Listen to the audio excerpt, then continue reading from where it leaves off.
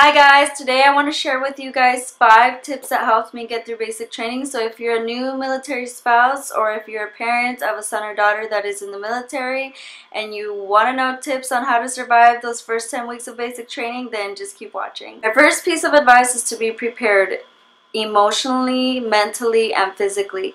Physically prepared just by knowing all of the usernames, all of the passwords. Have a power of attorney just in case, so that you can handle anything that might happen back home while your spouse is away training. Yes, just be organized, know what needs to be paid, make sure that you pay everything on time. And if you're not used to handling the finances, then get all the help that you need. The military has a lot of resources to help you, so make sure that you take advantage of that.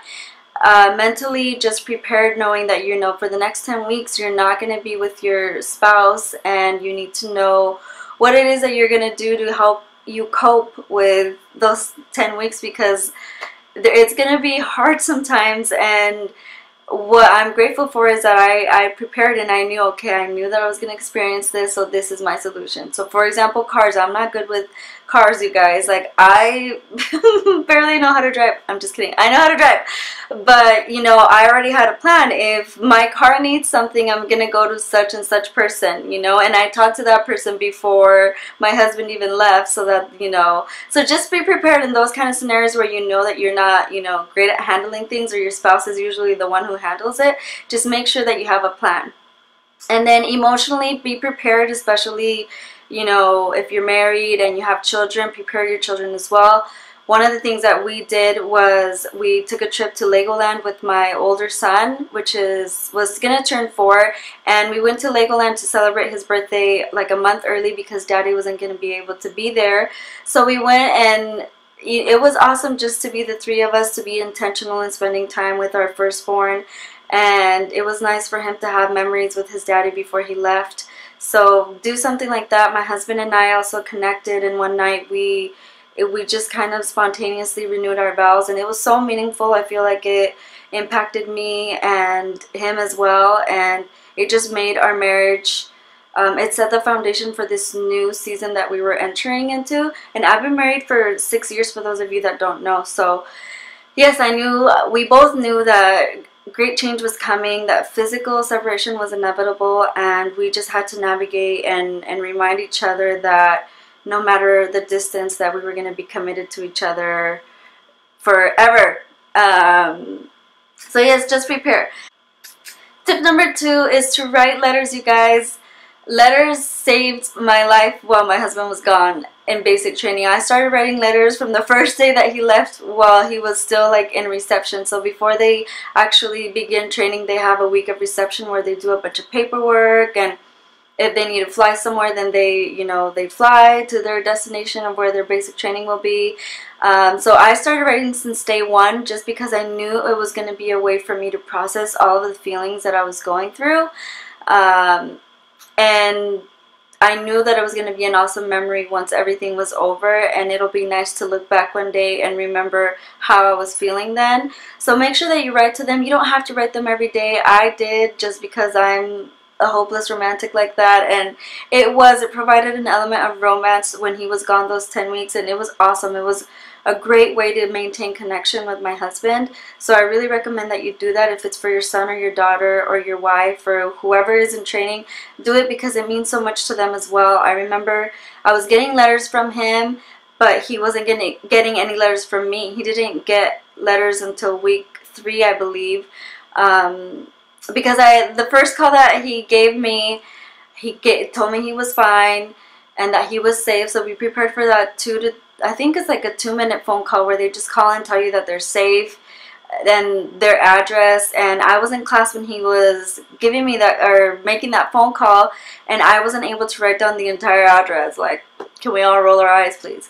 But all I had to do was just wait for Jose to send me the first letter, or wait for the command letter, because they will send you a letter as well, letting you know that they're okay, that they're safe, and where you can write to them.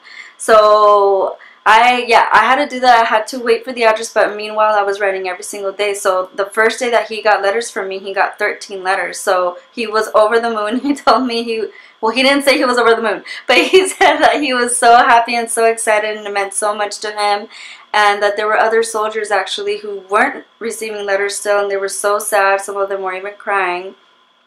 And that broke my heart. So please just write to your soldier. Even if you can't write every day or you don't write long, like, it's okay. Just write a note letting them know that you're thinking about them, because it means so much to them. Another thing that I wanted to say for the letters is if you're going to give their address to other people so that they can write to your spouse while they're at training, just make sure that it's people that you trust. If you have to think twice about a person, I wouldn't share that information. So just start learning how to be discreet, because all of that information is pretty sensitive. So it's a good way for you to start, you know, just being discreet and not just trusting everyone. But of course, share it with your family members. And when you do, what I did was I wrote down the address, because it's like a bunch of what the company name is, what the battalion, all of these things that I wasn't familiar with. So just make sure that you write it down for your family members and send them a picture of how they're supposed to write it down. And then don't forget, on the back they usually have you write their platoon name. So yeah, just make sure that you format it correctly so that the letters get to your soldier. Tip number 3 is to lean on your support system. Don't isolate yourself. For sure, in the beginning, for me, I just needed space that first month. I needed space to cope with everything that I was going through, with all the feelings. I needed time alone to process through my feelings. So, of course, my family would come over and take care of the boys so that I could nap, or I could just cry by myself because I was a wreck that first month. But yes, just make sure that you have people that you can talk to, that you can cry with if you need to. You know, you don't need to tell them everything if you're not that type of person, but just make sure that you surround yourself with people who you know care about you and are there to help you. I am so grateful for the people that reached out to me while my husband was gone, and they made sure that myself and the boys were taken care of, and I really appreciated that. So make sure that you lean on them. If you need a break, you know, let them take care of your kids. If you need a nap, take it. If you need to be by yourself, then be by yourself. There's nothing wrong about that. But there's a moment where you need to get up and keep going. So make sure that you're not moping around all day, and just know that it's going to get better. Every day is going to get better, and sometimes you just need to get out of the house. There were days that I didn't want to leave, and I remember telling my husband that first month, the gas in my car, sorry, I have mom brain sometimes.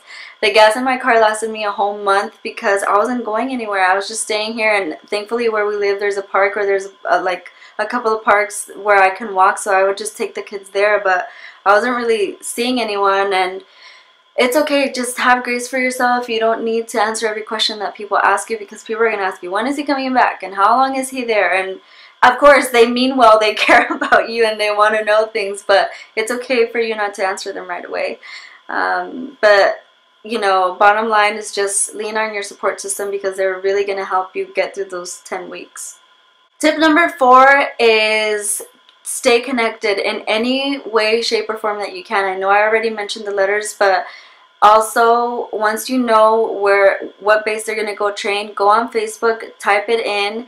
I don't remember what I typed in. I think I just typed in like Fort Leonard Wood basic training or something like that, and a bunch of pages came up, and eventually the command is going to send you a letter telling you if they have a Facebook page, and thankfully for me they did it. But honey, by the time I got that command letter, I was already all up in Jose's business, knowing what they were doing during training. So if you're like me, a little researcher, then just go online and, you know, keep browsing and seeing if there's any other information. So for me, I found this other page that basically uploads a bunch of pictures. I don't know if they're part of the military or not, but they take pictures during their trainings and like what they're doing, and then they upload them so that you can see them. And I think you can pay like a certain amount. I don't know, like I don't remember how much I paid to just see clearer pictures. And honey, I was there stalking my husband every single morning. That's the first thing I would do.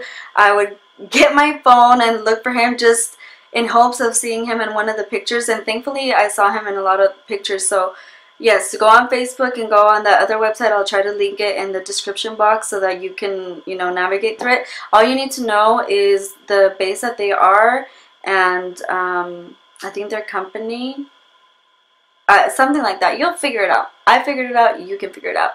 And if not, then just email me or DM me on my Instagram, and I'll help you navigate through it. But yes, it just gave me so much life to see my husband in action, seeing him in his uniform. It was so nice. Even though I couldn't talk to him, I was seeing him and seeing everything that, you know, he was doing. So that was nice. And thankfully, our Facebook page, my husband's company, was so good about being consistent and delivering information for the family. So hopefully you also have somebody who is being consistent and giving you information and updates. Tip number 5 is to have a countdown. My sons and I made a countdown. I basically just printed some calendars. I posted them on the wall. I'll probably put a picture here. It wasn't anything like crazy or artsy, but it was just a countdown, something physical that we could see, to where we could count one more day until we see Daddy.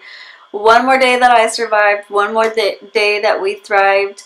And there was just something about physically putting like a smiley face sticker on that made me feel like, okay, like there's an end to this. I'm going to see him soon. My sons are going to see him soon. I posted pictures on the wall as well so that my sons could see them and so I could see them. And every day we were just so excited to, you know, be one day closer to seeing my husband. So just do that. Even if it's on your phone or on your planner, whatever it is, just have a countdown. It's a good way for you to just maintain some sort of sanity. This is more of like a side comment, is to take care of yourself, practice self-care. Before my husband left, I've always been the kind of wife and mom to always put my husband and kids first, just like I feel like any other mom does, right?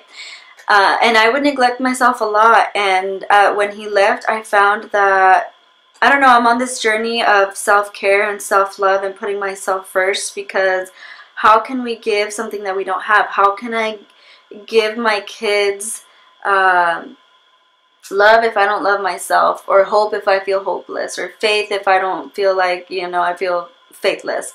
You get what I'm saying. So one of the things, the practical things that I started doing was getting my nails done. I used to not get them done because I felt like it was unnecessary, and I just, you know, I don't know. When I used to get them done so much before I got married, and getting them done, it just makes me feel good. It makes me feel like I'm being taken care of, and like I'm taking care of myself, and I'm doing something that I want, that only benefits me. Because usually if you're a mom, you're making decisions based on whether they're going to benefit your family as a whole. But it's okay to do something that you want to do. If you want to exercise, that's something else that I'm working on, that's been like such a struggle for me in my life. So just, I really recommend to all the spouses out there, practice self-care. It's so important, and your spouse will also appreciate you for it, and you'll appreciate yourself for it, because you'll see how much you'll grow. While they're going through their own basic training, you're going through your own basic training at home, learning how to just stay afloat, and not just stay afloat, but to thrive. So just, you know, before they leave, be in the mindset that I'm not just going to survive, I'm going to thrive. That is like my husband's and our motto in the military, is that we're not just going to survive this, you know, military, unstable, you know, a lot of change life. We're going to thrive through all of it. So that's all of the tips that I have for you guys. Thank you guys so much for watching and for continuously supporting me, and I hope that I was able to help anybody out there, any parent, any wife, any husband that is out there. If you're a parent, I also want to say, just trust yourself, trust that you raised your son or daughter the best way that you could, and trust that, you know, the military is going to take care of them, and trust that they are going into this, you know, being in a season where they're going to be able to you know, lean on their judgment, lean on the values that you have instilled in them, and they're going to learn how to respect authority. Not that they don't, I'm just saying, you know, that's something that you learn, and they're going to be disciplined. So, you know, just trust that they're going to be fine, and trust that they're going to, you know, grow in ways that you've never seen your kids grow. So yeah, I just want to encourage any parent that is out there who is so probably worried about their son or daughter. I see a lot of posts of parents worried. So yes, just trust that, you know, your son or daughter is okay. Of course, it's easier said than done, but Just wanted to say that. Anyway, thank you guys so much for watching. Please subscribe and like this video, and if you think it's gonna help somebody, then please share it. I'll see you guys in my next video. Bye.